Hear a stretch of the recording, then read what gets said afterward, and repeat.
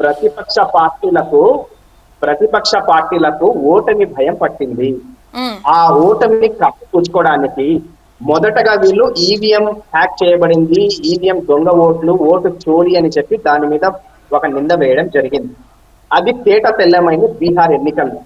ఏ విధంగా ఎన్డీఏ కూటమి భారీ మెజారిటీతో అక్కడ గెలిచిందో, ఇంకా ఆ చల్లవు, ఆ నూకలు చల్లవు అని చెప్పి ఒక దానికి వచ్చారు ఈ ప్రతిపక్ష పార్టీలు.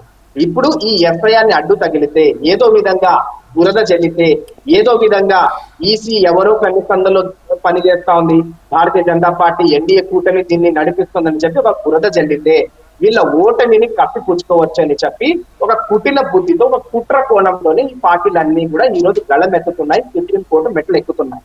సుప్రీంకోర్టు కూడా మొట్టికాయలు వేసి ఇది సమగ్ర ప్రక్రియ, ఇది సజావుగా జరుగుతుంది, ఇది స్వతంత్ర సంస్థమైన ఈసీ కనుసన్నలో జరుగుతుందని చెప్పి మొట్టికాయలు వేయడం కూడా జరిగింది.